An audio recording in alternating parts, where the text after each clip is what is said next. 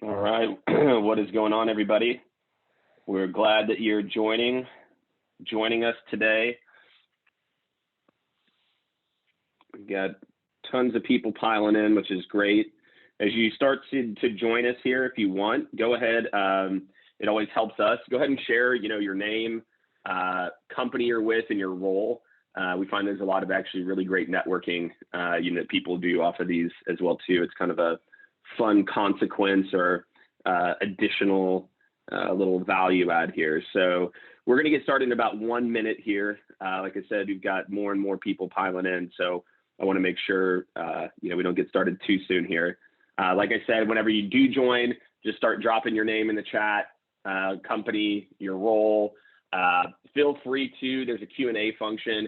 Look, the topic we're going to be talking about today is how do you keep people engaged in a Zoom first digital world. And so, my best advice on these types of webinars and conversations, I don't even call it a webinar or talk or fireside chat with me, is to be selfish. You're the person, you're in the seat, your team's going through it. So if you have a question, feel free, drop it in the Q&A. I usually try to, I try to hop on the questions in real time as much as I can. And so this is great. We've got lots of folks already joining in. What's up, Lori, Mike, Arturo, Mike, lots of Mikes. Nina, Ryan, John, appreciate all of you joining us today. Trevor, the team at Celtics. What's going on, Trevor? Glad you're here, man. We've got Red. Red's going to be joining us. Hashtag Zoom King. Red, that is a bold statement, self-labeling yourself the Zoom King. So we're going to have to talk about that in a little bit. Natalie, what's going on, Natalie? Glad you joined. So great. So we're going to go ahead. We've got, let me see here. We've got some folks already. Yeah, feel free. That's smart. Yeah, share your LinkedIn profile. Try to make some new friends, connections. Vikram, let's see. He dropped in a Q&A there. So like I said before, start dropping your questions in the Q&A as we go through this. It's going to be a really fun talk. We've got a few hundred people joining right now, which is exciting. So agenda for today, I'm going to just basically walk through. We really started talking about this topic in probably like October or so. What we started to see is that teams were, people were being asked to have a skill set that they just didn't have before. For me, it's kind of interesting. I look at my own sales career. I kind of grew up in the telemarketing world. I grew up, in college, I did telemarketing jobs selling long distance. For those of you who are too young to remember what that is, just Google it. I sold vacation packages, and then I was in an inside sales role my first few jobs out of college. So I had kind of amassed a set of skills around, how do you keep people engaged? How do you paint a picture? How do you tell a story without being face-to-face? And what we started to see with our clients is many of them had field teams or even inside teams with little field experience that were really struggling to do things like keep people engaged in the meeting, driving momentum, getting new and other people involved in a non-physical world. And so we started talking about this topic, and what you're going to see today is really our kind of refinement of this over the last 4 or 5 months.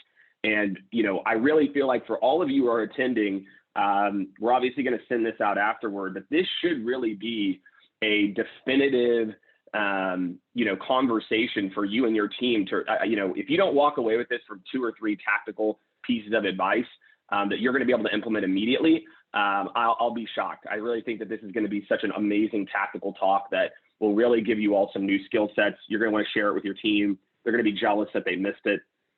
That is for sure. So, all right, we're just going to dive right in here. Again, keep dropping your LinkedIn profiles. Keep dropping your, name and company name. What's up, Victoria? All right, Red, the Zoom King, also dropped his. For those of you who don't know me, I'm Jake Dunlap. I'm the CEO of Skaled. Why you can't see my video right now is I'm actually in the frozen tundra known as Austin, Texas. It is snowing actually right now. Again, we've had almost 6 straight days of sub-freezing weather. So it's been quite the adventure here. Becca also, who's going to be running the slides, she's also in Austin. So I'm dialing in, but I'm really excited for the conversation. So today there's going to be a couple of kind of like key themes here. We're going to talk a lot about digital engagement. And what we're going to do for all of you is we're going to be dropping links throughout the conversation where you can book time with our team. So if something resonates, you're like, Jake, look, this is something that we need to go deeper on. I'm going to drop a link where you can book a time directly with Ben Pincus, who's our sales leader. Anybody who's attending, we're happy to spend 30 minutes with you, talk about what you're going through, what your team's going through, and see how we can help.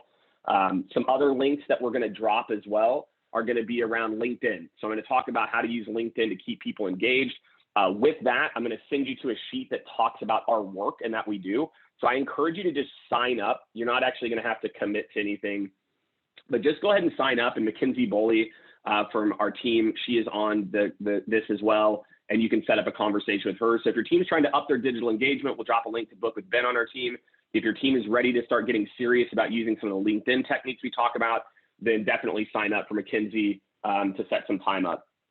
So it should be a great conversation. So just the key thing I'm going to try to walk through is really, I call this like the 7 ways to keep executives engaged. More and more when I talk to sales teams, the biggest issue that they're facing is, 1, it's getting in front of the right people. And then 2, when they get in front of the right people, it's driving momentum. And a lot of the times we're not talking to the right people. Or maybe we get the right person on the phone once and then that person, goes dark or ghosts us. So Andrew, I appreciate that, man. I am a trooper, but I'm here for all of you. I'm here to help. If you know me, you know that that's important to me. So it should be a great conversation. So we're just going to dive right in here. 7 ways to keep executives engaged. How do you stop losing deals? How do you stop people from going dark in this kind of digital COVID snowpocalypse, depending on where you live, age?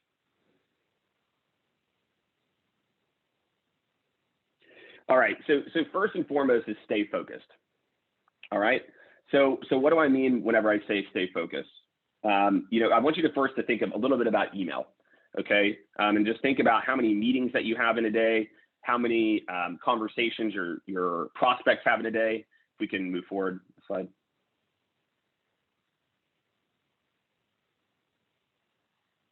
Our team alone, okay, just to kind of break this down for you, our team alone in the last 12 months spent over 1,030,000 minutes.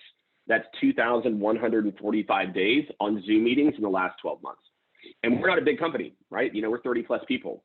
And the reason I call this out is, just really sit there and think about that. 2,145 8-hour days our company spent on Zoom meetings. And I think when the volume, and then that doesn't include team meetings or meetings that we joined that a client had, et cetera. That's just literally our hosted meetings. And so I just want everyone to kind of think about that. And you're going through your own version of this, that I think in this world, staying focused when you have this volume of these types of meetings can be difficult. But I have to tell you, it's the number one variable for success right now in sales is that if you can't stay focused, if you can't, and I posted about this yesterday, if you saw on LinkedIn, I posted about if you're not showing up for every meeting prepared, you're not showing up for every meeting, ready, almost like it's face to face. That's a big piece of advice that I give a lot of companies and a lot of individuals. Do you show up for your meetings like you would face to face? Are you prepared like you should be, et cetera? And when we have so many Zoom meetings, I think we've kind of lost sight of some of this, and we've lost sight of some of our focus.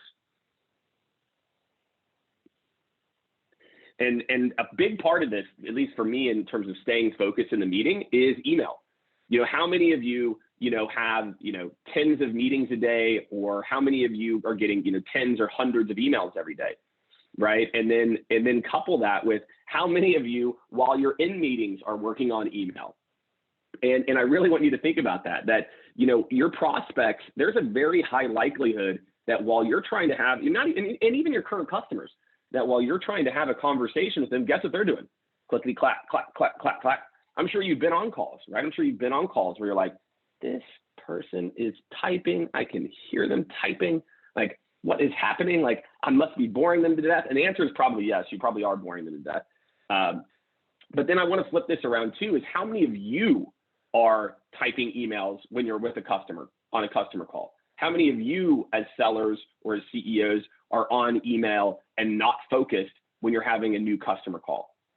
You can't expect to win in today's digital age if you don't show up prepared and you aren't focused.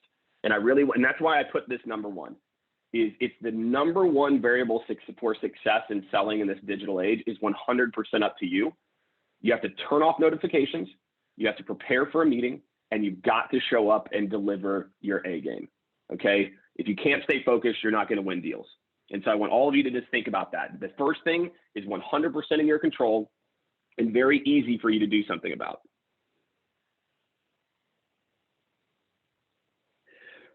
So, when I think about what's going into this world today is that now, our job in sales is more than just to talk about a product, et cetera. We really have to work to keep people engaged, right? And we've got to be able to tell a better story. We've got to get people off of email. We've got to tell a better ROI story.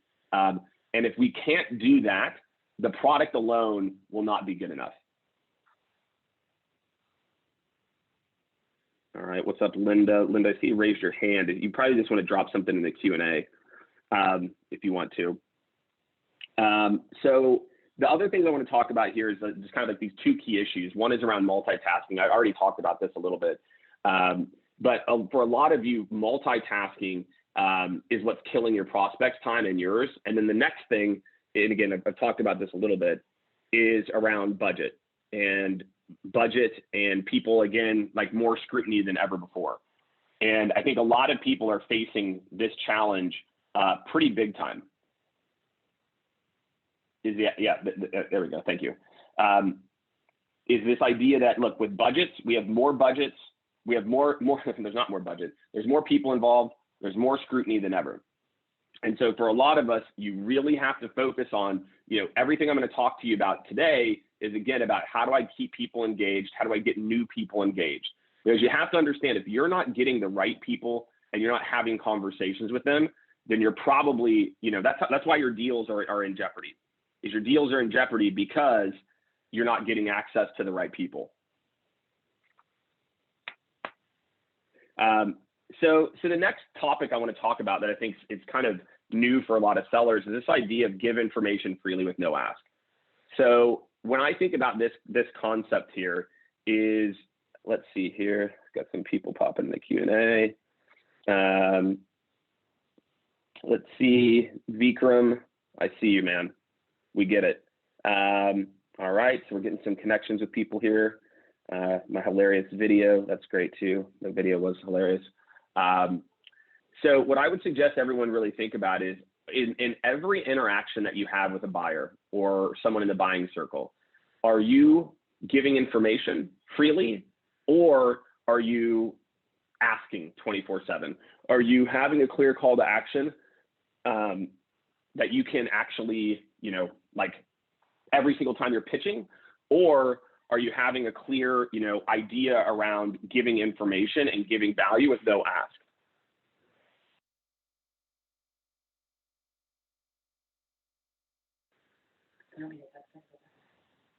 So some things to think about, this is from Gartner's State of Sales report, is right now, 80% of buyers are managing their sales process digitally, right? And so when you think about this process here of how buyers are managing the process, it's such a critical component that you have to think about. People don't want to talk and interact as much. And so when you think about your digital interactions with people, when you think about how you're going back and forth with people, you have to think about, do you have the right materials to give people at the right time? Are you making it easy for people to get access to information? Are you making it easy to give them details when they need to go talk to a decision maker? This other stat that I think really stands out is this 44% of millennials don't want to talk to a salesperson, right? So just let some of these stats sink in for a second, right? People are managing 80+% of the sales process digitally. So what are you doing? I feel like a lot of times in sales, we're so focused on just the meeting and the meeting itself being like, the one interaction point, but that's just not the trends that we're headed toward. The trends that we're headed toward consistently are we're headed toward this world where we're going to be able to, go back and forth and interact, and we're going to give you some techniques and ways to do that. But again, if you don't have a game plan to interact with people digitally, then you're really missing out on meeting the buyers is where they're at. A couple other stats I think are kind of interesting here. Gong put out a report around individuals that talk about the competition in the first call have a higher close rate, right? Again, this idea of being truly a trusted advisor. You can't be a trusted advisor if you don't know about the competition, if you don't know about alternatives. And again, in this kind of digital engagement world, you have to be that person who can say, look, so I know that you're probably talking about this company, or maybe you've heard of it. Here's a little bit about what we do and how we differentiate and where they're strong too. So those are kind of the key things to think about. The other is pricing. I think pricing is a really big one. I think for the longest time, we've been trained in sales to be like, never talk about price, right? I don't know how many of you can resonate with that. But more and more, again, just think about it in your B2C behavior. Everything B2C comes to B2B. It's usually just a little bit later. So, imagine in a world where, you wanted to buy something, even a big ticket item. And someone's like, well, I need to do more of a needs assessment. It's like, needs assessment, dude, just help me to understand like the ballpark here. I've already done my research. I'm coming in with a high level of intent, right? So today's sellers, again, we've got to meet customers with where they're at. We've got to give value, right? We can't always be pitching. And I think this is the big thing that I want you all to take away from number 2 here. It's like people want information in a digital channel. They don't want to always have to talk to you or get on a meeting. They want someone who's an expert in the space and not just someone who's an expert in the product. And kind of a big thought I want to kind of leave all you with or to kind of think about as I round out this, and we're going to try to transition into more of the actually like what to do during the meeting section here in a second, is this concept that, look, the best sales experience can beat the best product. And I know for a lot of people that might seem kind of crazy, right? It's like, well, I thought that the best product wins. It actually doesn't. Like, there's better versions of cell phones. There's better versions of other products than an iPhone. There's better technical product expertise than in almost every software that's better than Salesforce. But the reason these companies win is around their experience, right? And so all of you have an opportunity with everything that I'm going to arm you with today to really think about that. What is my sales experience? Again, am I giving value? Am I being a trusted resource? Am I being a trusted advisor? Or am I always asking? Am I always pitching? Am I making people get on the phone with me? Or am I meeting with them in digital channels? What's my sales experience? What's my customer experience? And how easy am I to do business with? All of those things can have a dramatic impact today on your ability to close deals.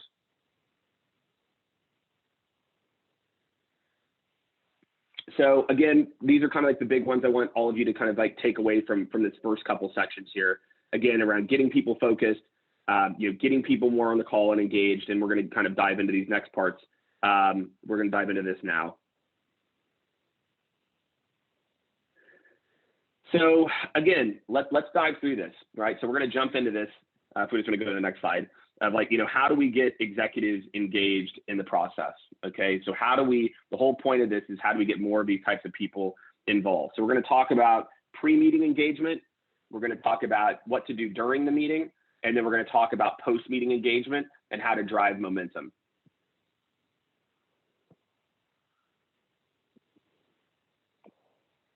I think we're going to bring up, there we go. All right, Red. And what I thought would be fun for everybody is I'm actually going to bring up a seller. I thought it would be helpful to just have him talk about some of the things that he's doing. Red, who I think, let's see if Red's up here yet. I think Red's joining. Red closed over $3 million via Zoom and, has some really great techniques that I thought it would be helpful to hear some of these stories, because these are the stories we're already working on with customers. This is what we're already implementing. But I thought hearing from Red firsthand would be helpful. So Red, are you there, man? I am here. Can you hear me down in the frozen tundra? I can hear you. I can hear you just fine, man. How are you? I'm appreciative that you're taking this conversation and hosting us today, knowing that Austin and Texas is frozen. It means a lot that you're warming us up. That's good. I like that, warming you up. Well, look, Red, your message, Red had hit me up when he saw we posted for this and had some really cool insights. So Red, what I thought would be helpful is maybe just talk again firsthand about some of the things that you're doing. When you think about, and just take us through your process, from how you're getting people, how you're engaging with people pre-meeting, maybe what you're doing during the meeting, and then how you're keeping people warm. Absolutely. Well, I think for one, and I'm trying to match you where the leader is being matched and not turning on my camera. So should I keep my camera off just to, again, not to slow down your connection speed? But that's my first tip. Just keep that in mind. But for pre-meeting engagement, so for those who haven't met me, I am an unofficial Zoom king, and you can't Google it or find it. I just make myself that. Although the Hustle actually called me the Zoom king back in 2020.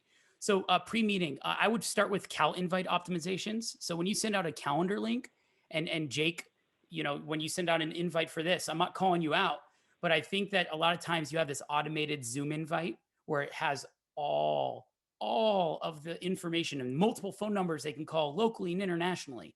That's not meeting the buyer. The buyer should just have what number, what link, and what password. All that other junk is confusing. Instead, save all the other white space for what the agenda for the call is going to be. Otherwise, if they need to prep for the call and they see all this junk, they're probably going to ignore the summary you put into the invite. And Jake, I don't know if this is something you've seen or heard, but I just want to make sure this is the right direction for what you were hoping for today.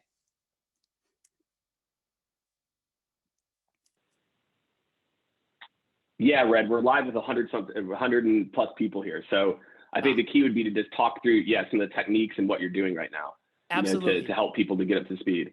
Perfect. Thank you. And by the way, I'm a little nervous in a good way. I mean, this is Jake, everyone. If you haven't followed him, he's absolutely great resource, and I'm so honored to even be here. Moving on, though, definitely want to confirm that they're permitted to use the technology that you're using for your virtual. So in a pre-meeting engagement, you absolutely want to make sure that if they're in Europe, for example, and you send them a Zoom invite, you should probably ask them, wait, are you going to switch last minute to Skype? This happens on almost every call I have with our EMEA customers and EMEA prospects. So second thing is when you're sending out an invite for Zoom via Zoom, that's an assumptive close there for the Zoom call. You should probably ask them, what do you use? You might not like Skype, and I see some Zoom account executives in the room. I get it. There are others out there and we love Zoom, but you want to meet the buyer where they want to be met. And then the third thing in terms of prep is absolutely choose what you're going to look like. Choose your outfit and your background, virtual or real, to line up with what you think will light up the buyer. If you have a very boring background, then you're probably gonna have to start off your call with what's the weather today or sports. But if you start off with maybe, you see them in Buffalo and you want to put a Bills flag behind you and lament with them, that's going to immediately create a relationship. And so for Zoom, everything from a pre-meeting perspective that you should think about to light that buyer up and make it easier for them to rock and roll and trust you when they join the call. Now, I know that there's slides that talk about keeping people engaged during meetings. Becca, I don't know if you want to progress to slide 19, or if Jake, if you can pop back in to cover it now. I think just keep going, man. Just go ahead and talk to it. We don't have, again, I just think I'm just curious more than anything, again, like what you're doing. What do you do to make the meetings interesting? I can go back to the slides here in a second, but just get your take on what you're doing to make the meetings interesting. Yeah, I think that's an important thing for a lot of people to hear, because I think this is where people are really struggling, is like that idea of, how do I get someone excited, et cetera. Well, this is the fun part then, and I am going to have to turn on my camera. I don't know if y'all can see me, but there's a couple tricks that I want to teach you to make this interesting, okay? So first things first, you want to optimize yourself when you first join that call. Check your background. Before you go into an in-person meeting, you used to check your breath and make sure your hands weren't sweaty. In the virtual world, you're going to check your background and make sure the first impression they get of you is a positive one. Once you've done that, here's the trick. Hide your self-view. Okay, we spent how many hours a week? 40 to 100 hours a week on Zoom. That was the first stat Jake showing. We're on Zoom all day. It's tiring watching yourself. So click the 3 buttons on the top right when you go into Zoom, or you can LinkedIn me and ask me how, but it's very simple. Hide self-view. And when you're not watching yourself, you're now focused on the buyer. And don't worry, you already saw yourself for the first 5 seconds. You've confirmed that this is the right way you want to look. Now, how to run the room is the next important thing. You want to keep an eye on the mute button, okay? And so, hey, I'm glad you like seeing my face. I'm human, all right? This isn't Clubhouse, though I love Clubhouse. there's a real opportunity for me to connect and turn people's cameras on. So how do you run the room? The first thing you want to do is you want to encourage people to turn their cameras on. So this is keeping people engaged.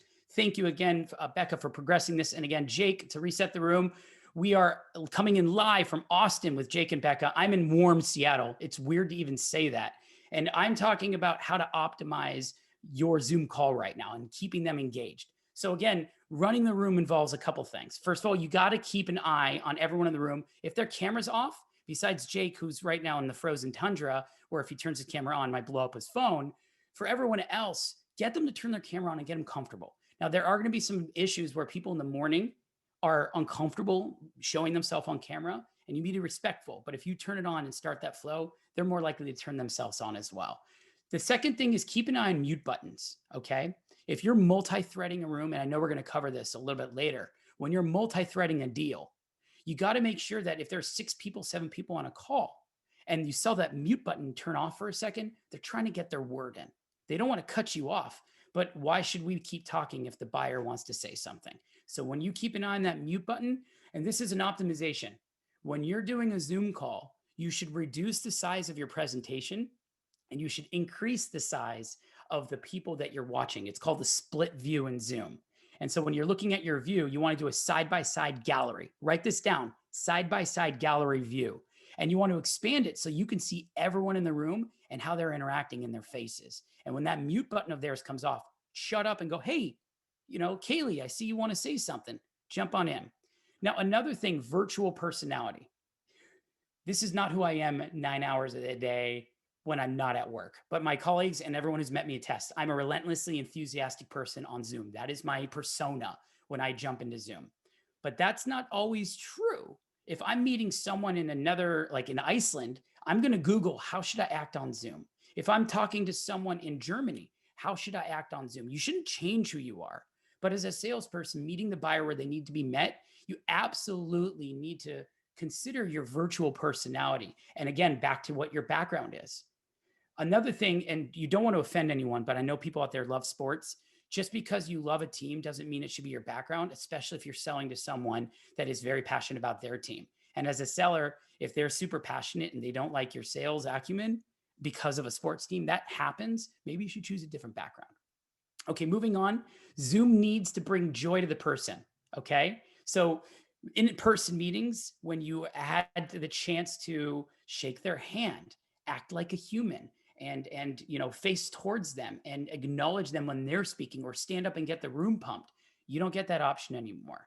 So I think that one thing you can do in Zoom is be mindful that your job right now is they're stuck in a room all day on Zoom calls. How could you be different? How could you maybe end your call 5 minutes earlier than the other salespeople that they're talking to or the other meetings they have? Which brings me to my next point. You want to keep them on the call as long as possible. But here's the trick. When you're multi-threading, there's always that one champion who set up that call. End the call earlier if possible, that 25-minute mark. Give a gift back to those other people that were brought in, but keep your champion on. So what that means is you have the Zoom chat going, chat the champ and go, hey, if I end this meeting early, can you stay on? And if you don't have Zoom chat enabled for some reason at your org or using some free version, just call the champ out and go, hey, Jake, can you stay on for a couple minutes after everyone leaves? I have a couple questions for you. The last 5 minutes of the call are typically the most powerful, where you can qualify and get feedback and really lock in next steps. And so again, I gave you a secret tip here. Use your Zoom chat during calls. And I think, Jake, you put into the chat here, it's obvious your default. Don't focus on your slides or your prezzo. Focus on the room and keeping that chat open. I think the final one, and then I maybe jump into Q&A here, and before pushing back to how do you keep them engaged after the call, is how do you use silence in the virtual world? It's very awkward, right? Everyone's on mute and you just asked a question. For example, it's going to be $200,000 a year annual upfront. And then there's that awkward pause you should typically take when you're dropping price. Put yourself on mute. That will signal to people you're done. Don't keep yourself alive. A lot of times people are going to just wait to think maybe they're still saying something because, again, you're selling, you're probably talking a lot. So on that cue card, again, as a review, and I'll quickly run through it, hide your self view, keep an eye on the mute buttons, rock the side chats, work on your virtual persona, and making sure you help other people escape this box they've been locked in for over 12 months. Lock in that champ for the last 5 minutes by ending calls early if possible, but not with your champ. Take them over the line if you can, and be comfortable muting yourself and letting the silence wake up additional needs and responses. So with that, Jake, I'll hand it back to you and let me know I love if it, there's any dude. questions. I think there's some great insight in there, man. This idea, again, I think a lot of people, I was talking to a team yesterday about this exact topic, which is, for a lot of people, you talked about like the Zoom persona. I think sometimes in this world where we've been on Zoom number, we're on Zoom number 8 of the day, or 6, or maybe sales meeting number, 15 of the month. And, it's somebody else's first time experiencing you. And I think too often we go into this, like robot mode where, we're kind of mailing it in. We've done it 3 or 4 times. And I love that the idea of the Zoom persona, which is, look, you got to bring the heat, man. It's their very first time experiencing you. And so, I use a mechanism. I've been doing this for like 15 years. It's a visualization of a light switch. And so for me, what I do is I envision a light switch, and I flip it, and then I lean in. I go all in. And I do it whenever there's uncomfortable moments during the call, or when I need to get uncomfortable. But I think too often, just doing some of the things that Red talked about, these things, I'm already telling you, everyone, this is going to put you in the top 5% of sellers. Like 95+%, it might be the top 2%. 98% of people are not doing this stuff. They're focused, like to your point, Red, on themselves. I really like that idea that you talked about when you talked about, again, like hiding the slide views to make sure you can see the people and see what they're doing. The other thing that Red did that I want to call out is he uses people's names. Hey, Lisa, I saw this. Or hey, Linda, I saw whatever. And that to me is really critical. The other tip I'd add on top of that, and then Red, what I'd like to know is if maybe to have you wrap up, is just to talk maybe what you do after the meeting. I'd love to hear if there's any tips you have after the meeting. Another tip I want to give people is stare at your camera, not your screen. That a lot of times what I see people doing is you look like you're staring into space. Like, I don't look at my screen. I look down at it to see, to Red's point, if people are engaged, but I stare at the green dot or my camera lens. And I think that comes, the good part is I'm comfortable making videos, as many of you know. But you stare at the camera screen. That is actually making eye contact, not staring at your computer screen. And I think too many people don't even know that, that you even, like, people just look distracted during the call, when in reality, you're staring at your screen. So just another kind of tip I'd give people during the Zoom is stop staring at your screen the whole time and look at the camera, because that camera is how people see eye contact. So I love that, man. Any tips, man? And I appreciate you joining for sure. Any tips about what you do afterward? Anything that you're doing right now to keep people engaged, or any like extra tips for things that you're doing to get, more people engaged in the process after the meeting? Absolutely. And shout out to Saron and Max. If you want to link to me afterwards, just, ask those questions and I'm happy to give you answers. But Jake, yeah, one of the things that I really love, and you mentioned this earlier, is you should be recording your calls, asking permission, of course, to the buyer, like, whether it's gong or a chorus, whoop, whoop, you should be recording them so that you can send snippets back to your champion that they can maybe repurpose. You should also, after your call, as far as follow-up, everyone that was in that room did something or said something in the chat. Sometimes it's hard to copy and paste chats because they have them locked. Screenshot them if you have to, and let the buyer, the champion at the buying group, know what some of the other things that were brought up in that chat that might have been private. I know this sounds weird, but a lot of times people in Zoom, when there's 6 or 7 buyers, we will have maybe 2 sellers from our company side chatting them and back channeling, because a lot of times, they're probably multitasking. You want to get their attention, but because you're side channeling, that information is not making it in front of the champion. So just letting the champ know about any side conversations that happen, maybe sending a follow-up clip. And then, also one thing that's super important, get feedback. It's not a hard thing to ask, right? What would you say about the call we just ran that represented you, AKA the champ? And one of the things I found is that locking eye contact, Jake, It's very hard as a salesperson to have eye contact with the camera, watch everyone in the room while the side chat's going, while slacking with their colleagues. I get it, but that's why we get paid the big bucks and probably get paid the most at any company as the AE. Let me get a shout out in the chat for making lots of money, AEs. That's why we get paid the big bucks, because we can be those kind of producers. So yeah, hopefully that helps. Look, I think it's a great call out, dude. I love that idea of like using the chat. What about follow-ups? So again, you talked about doing follow-up. Any follow-up techniques, you know, are you using video? I'll get into some of, David likes money. That's good, David. Any other follow-up techniques or things that you're doing differently than maybe you did before, or even just things that you've kind of found tried and true to keep people engaged after the meeting? Yes. I used to spend an hour to an hour and a half thinking about what my email follow-up should be, the perfect crafted email.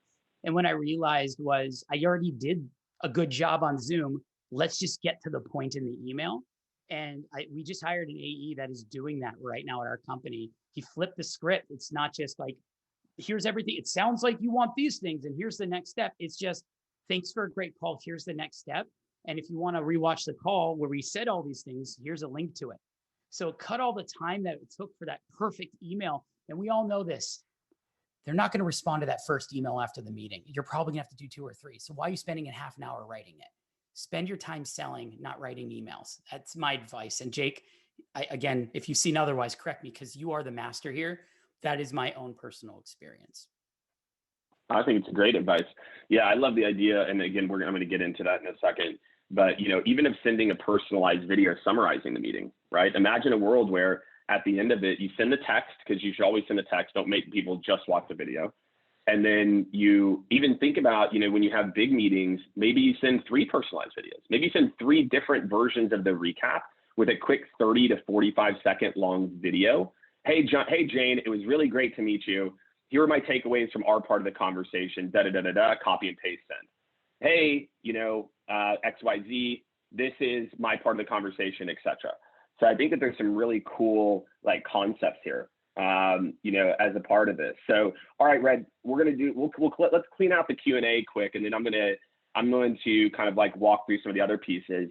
What are your thoughts on virtual background? A couple of different people asking about virtual background versus organic background, virtual background with your company's logo or office photo. What's your take on it?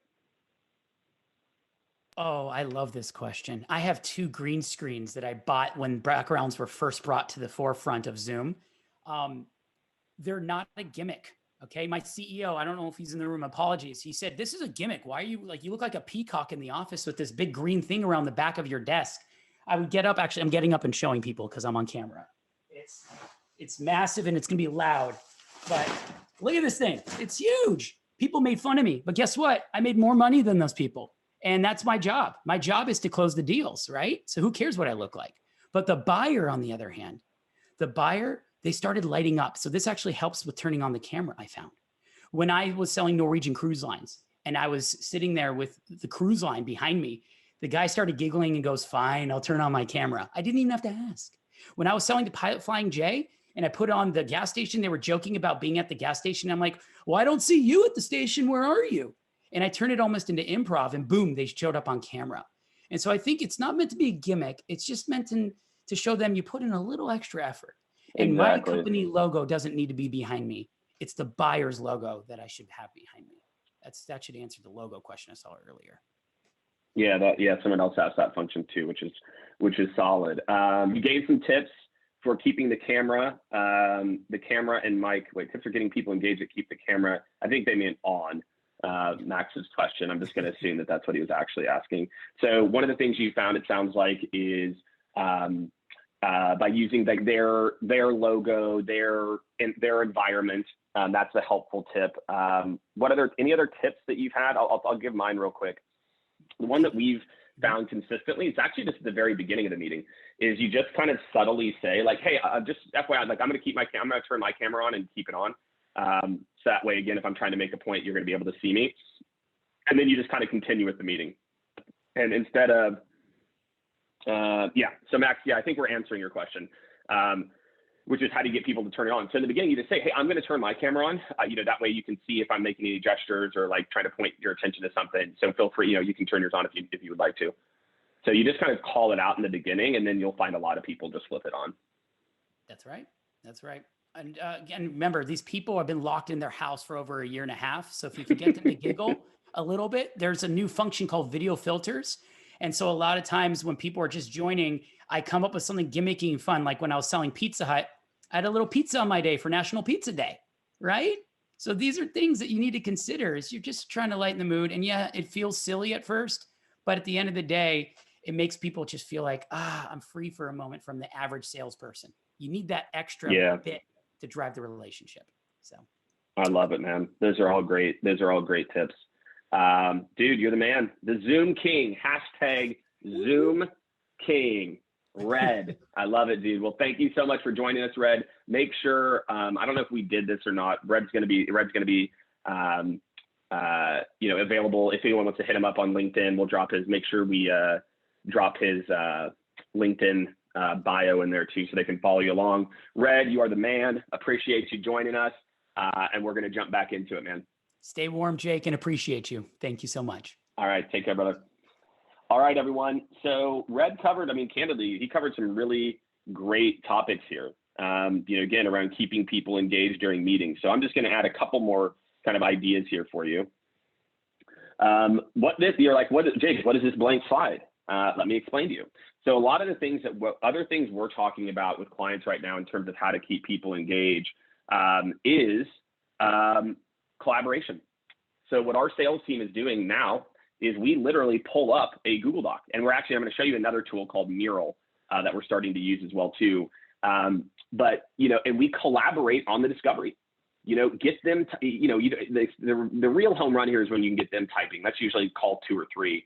But, let them see that you're listening and hearing. As soon as you start to share your screen, it makes them have to kind of tune in. So instead of having a discovery process that's just barren, right, where you're just talking or asking questions and you're just kind of like looking at each other for 15 minutes, why not start collaborating? So I want everyone to think of this. To me, by the end of this year, go ahead and mark this right now, what minute are we in? Minute number 42, Jake called this. By the end of 2021, every single one of you is going to be doing exactly what I'm saying now. So get on it now. Collaboration with your buyer. If you want to keep people engaged, get them collaborating. This is just a quick example. This is a tool called Mural, M-U-R-A-L. Big fan of this tool. It's like a digital whiteboarding, brainstorming boards. For those of you who don't know, you might want to ask your Zoom administrator. Zoom actually has a whiteboard function too. I find like nobody knows about this. When you click the share your screen, if your company has it enabled, there's actually a button, an option with the share screen that says whiteboard.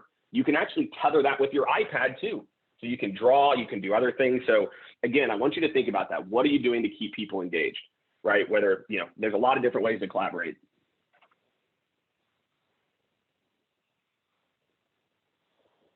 Yep, share an article. I love this idea. Oh, hey, I sent you this article ahead of time. Hey, I thought that this is a really cool piece I saw you all put out. Imagine that. Imagine a world where, you start the screen share and you've got an article that they shared on LinkedIn pulled up. You've got an article that their company shared pulled up, right? What will that do for them?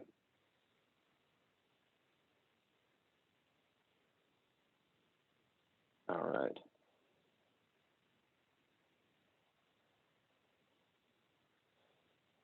So I'm just trying to get back to the slides here. Okay, my screen is showing blank right now. Good thing I know the content. Becca, can you share and reshare this screen again real quick?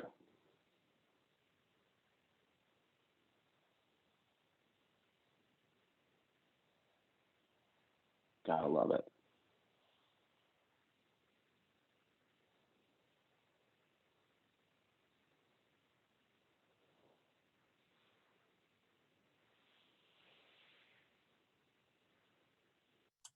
Hey, Jake, you seeing the slides? Yep. Perfect. All right. So let's get into what to do after the meeting. So Red gave some really great tips. I'm going to give you some of my tips now. Step 1, LinkedIn. Okay. All of you should be connecting with every single one of your buyers. Again, if this is something that your company, two quick links Becca's going to drop for you. Again, if this digital engagement, this digital collaboration is something you all are interested in learning more about, she's going to drop a link. I mentioned this before, to set up time with Ben on our team. I really want to encourage all of you to do that. Bring your sales team. We can go deeper. We can talk to you about it. But again, if this idea of, man, Jake, right now we just demo and pitch, please set up time, book with Ben. We're dropping a link right now for you. The other piece is I'm going to talk a little bit about LinkedIn, but if your company does have or is thinking about a LinkedIn strategy, I want you to sign up and set up time with Mackenzie on our team. Again, everyone that attended, we're going to do a free session just to give you all some additional value as a part of this. Should be great for you, your teams, etc. So again, if it's digital engagement, book time with Ben. If it's LinkedIn, book time with Mackenzie. So we'll drop those links now. And again, what a lot of you need to do is, like, just imagine you get a meeting with maybe one person or two people at a company, but you know that there's 5 or 6 other people involved in the buying circle. Connect with all of them, right? When you connect with someone on LinkedIn and they connect back, every time you post a piece of content, they're going to see it. So why not connect with those people, right? Why not get those people engaged in the process? Why not, make sure that every time that you share something or you put out a post, that those people can see it? And then I'm going to talk about creating momentum and multi-threading. But again, just think about how, I'm going to give you some other ways here to use LinkedIn, but just think about how you can, use it to start to get other people involved. I'm going to give you some more tactics here. So this is a quick screenshot of Sales Navigator. Also, another thing, because you attended and you were smart, we're going to drop a link where you can actually, if you don't have LinkedIn Sales Navigator, where you can get a free 60-day trial.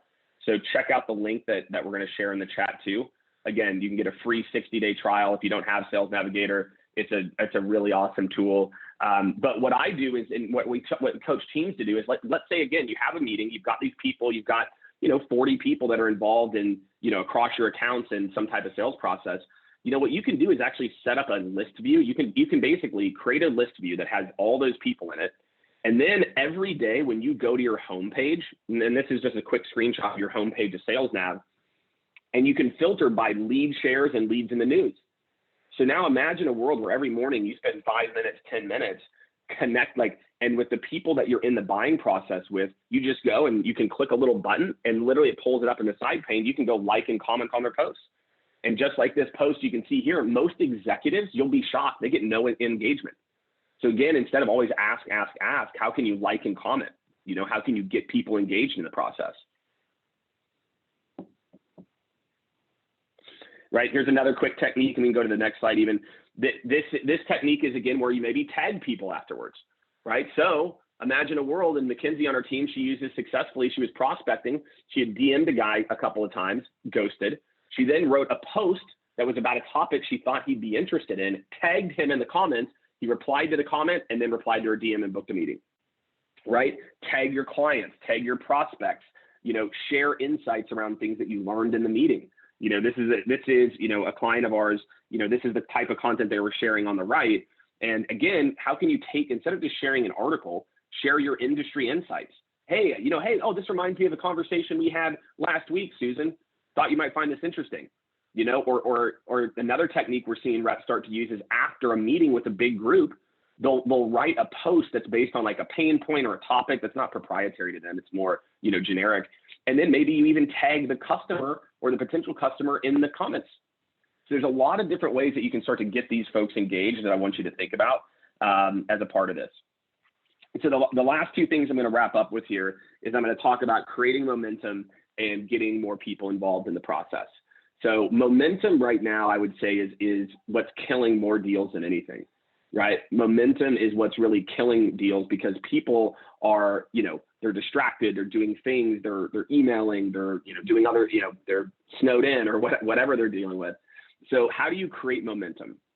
I'm going to tell you right now, there's 2 things that you're probably doing that are killing your deal cycle.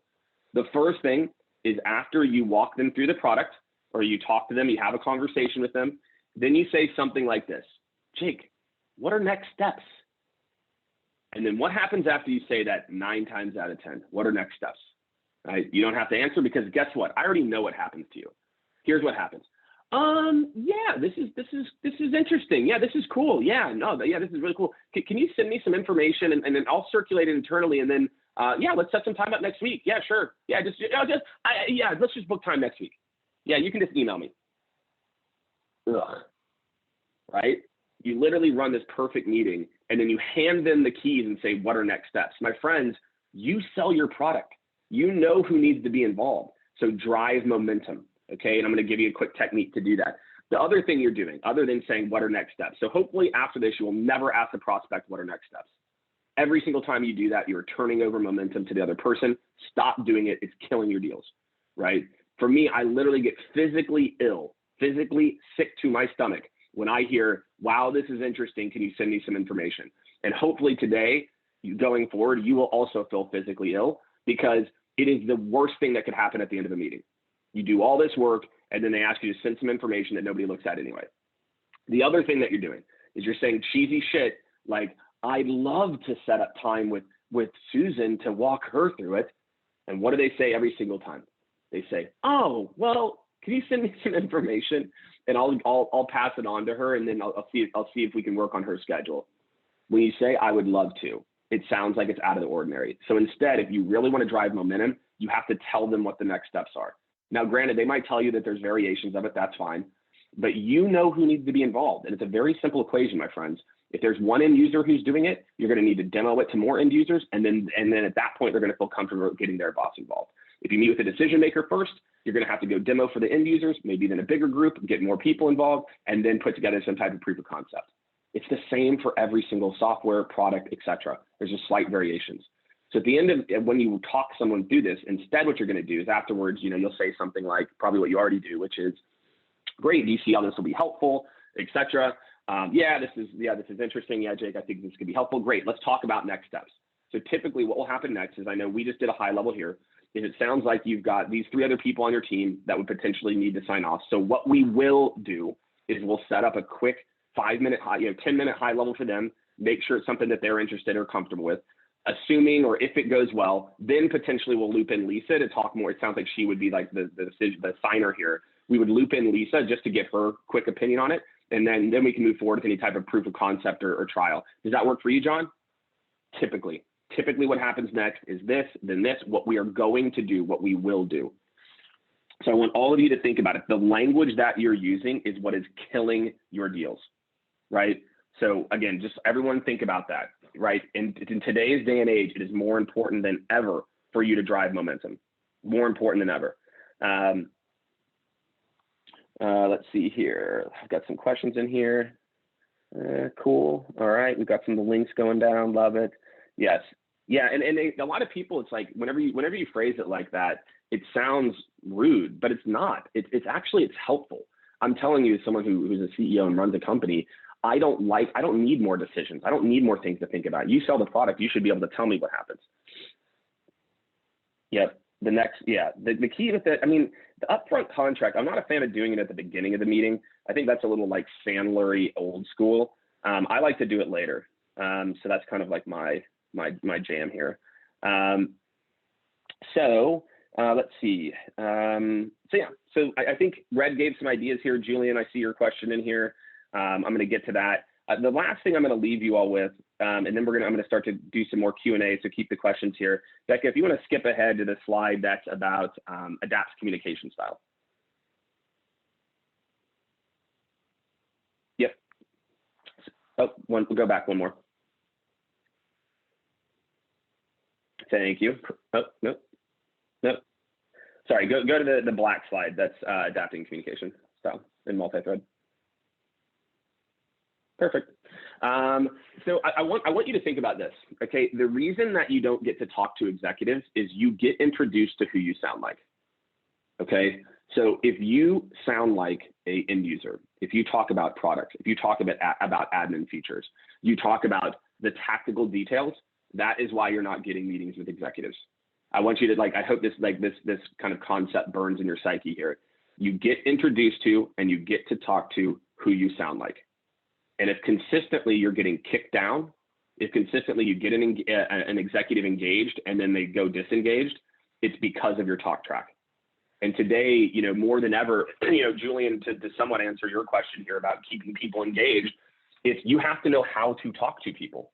Again, if I have an executive on the phone, I'm going to talk about the industry. I'm going to talk about trends. I'm going to talk about how we fit into those trends. If I've got an end user on the phone, I'm going to talk about, you know, benefits and admin features and saving time and making money for their department or whatever it is. So a big way to keep people engaged is keep the conversation at their level. If you want to know another reason why executives are tuning out during your meetings, it's because you're not speaking to them like they're an executive. You're speaking end user stuff. And so as soon as they start to hear that stuff, they start to hear about the product and, you know, AdWords and advertising. They're like, okay, that's somebody else's job. So I'm just going to tune out. So again, if you want to keep people engaged, you have to speak at their level. And I think that that's a really good kind of point here that I want to, you know, I'll kind of jump into some of this Q&A now. But that would be my kind of like final, like, you know, advice here is I want you to think about how are you adapting your communication style to the individual you're meeting with. And then Becca, you can actually go to the last slide too, if you want, the second to last slide, not the Q&A slide. One more. Yeah, perfect. So, you know, again, what I want you all to think about is there's also the adopter type. So there's these individuals who are, you know, someone's an early adopter or they're a laggard, meaning someone's been in the job for 15 years, same level, same title as someone who's been in a job for 6 months. One person's job title talks about innovation, et cetera. The others talks about, you know, they've got a barren LinkedIn profile, right? How are you adapting your communication style? Are you speaking about new, cutting edge, you know, next gen, or are you talking proven, safe, and listing off customers? The way that you communicate to different buyer types also has a big impact on engagement. So again, I want all of you to think about that a big reason why people might not be engaged in your meeting is you're not talking at their level or not talking to their adopter type. And so those are the big takeaways. So again, make sure that you're getting active in the channels. Like I said, if it is a focus for you, book time with Ben on our team. We'll drop that link again. I really want to encourage all of you to do this. You know, get your team involved. Ben's going to be setting up time to talk about like going deeper on some of this digital engagement strategies and what people are doing to keep people engaged in the process. And then if LinkedIn is a strategy, again, we'll drop the link again. Please book time with Mackenzie. She can talk to you about what other clients are doing to create this digital engagement. Because again, using LinkedIn isn't about becoming LinkedIn popular or famous. It's about keeping these people pumped and engaged in the process. And so, you know, again, for me, it's these four are kind of the takeaways that I hope all of you have here. You know, again, getting active where your customers are, right? Removing barriers and being a source for insights, keeping people engaged without having to talk on the phone, and thinking about the experience. And so I want all of you to really think through these things and, you know, again, set up some time with Ben or set up some time with Mackenzie, and we can help to kind of talk you through it and talk you through what we're seeing as well. So I've got time to do a little bit of Q&A here. So if you all drop the questions in here. Do you ever use the poll functionality in a larger meeting? We do not. So for me, the poll functionality, I like the idea though, especially if it's a big meeting. Like let's say if I was going to do it with like, you know, 10 or 20 people, I think the poll could be a really good way to keep things interesting. So I do not, but I actually like it, Emily. I think it's actually something that could be super helpful. Julian, I answered a few of your questions here. You know, some of the other things to think about is I would think about, you know, I use my hands when I talk. You should use your hands on a Zoom meeting, right? The number one advice that I can give, you know, and Julian, this is for you and your teams, is show up and act and behave on the Zoom meeting the exact same way you would in an in-person meeting. If you do that, if you have that mindset, you're automatically going to be using your hands. You're going to be focused. The other tip that I gave you, look at the camera, not the screen. If you're looking at the screen, you're not making eye contact with somebody. Imagine if an entire face-to-face meeting, you stared at someone's belly button. That's what you look like you're doing on a camera. Like, that's what a lot of people look like they're doing on camera. So Julian, the best way that I can do is use all the things that made you successful face-to-face and think about those same things digitally. Yes, Vikram, we will be sending out the slides. No problem there. All right. So last question here I'm going to take is thoughts on a mutual success plan. Here's what success looks like for you. Here's what success looks like for us. I love mutual action plans. I really believe that the job of a great seller is project management. And it's, the key is, the issue is old school techniques have made this process a little cheesy. And a lot of you probably know what I'm talking about. It's like, well, I'm going to do this and your homework is this. And it's kind of just cheesy, dudes. Like I would really, like, there's much more like smart or, clever ways to do it where you can say, great. So let's, again, it's the talk about next steps. So here are the next steps. I'm going to do this. This is what we're going to need from your team. And you're kind of laying it out and getting agreement. So yes, I really believe, anonymous attendee, that mutual success plan, mutual action plan, every single seller should be using some version of that. So my friends, we're at the top of the hour. We made it. Very minimal. What do you call it?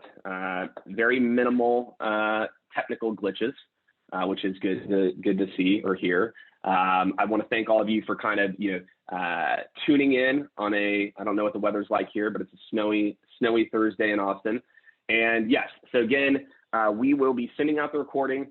We'll be sending out the slides as well. Again, if your team is focused on, hey, Jake, this really resonated, we got to do this, book time with Ben.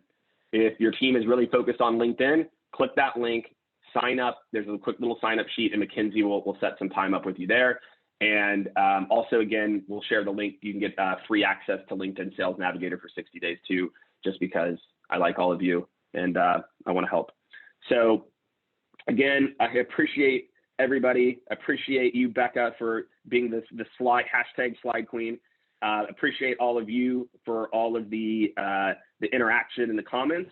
And we have, if you want to make sure you're, when you sign up to do either of those links, I'm just going to do one last quick plug before I let you go. It is, I believe, it's 2 weeks from today, Becca? Maybe you can tell me 2 weeks from today, 3 weeks from today? No, 3 weeks from today. 3 weeks from today, this is one of the most popular webinars ever that we did. It was called an annual report teardown. So if you are an enterprise seller or you want to close big deals, my friend Matt Cameron and I are literally, we're pouring through. Home Depot is going to be releasing their annual report here in the next week. We're basically breaking down how to use an annual report to set executive meetings. So we did it before. It went bonkers. We had like 500 plus attendees, or people sign up, and a few hundred people attend. It was crazy. If you are an enterprise seller, I think we're going to get 1,000 people who show up for this. So annual report teardown, mark your calendars. It's 3 weeks from today. Becca can drop some of the details of the landing page there. And that's what's up, everyone. I really appreciate all of you tuning in. Again, you'll be getting the email with the recording and the slides. Book time with the team, and we will catch up with you tomorrow on LinkedIn Live. Take care, everybody.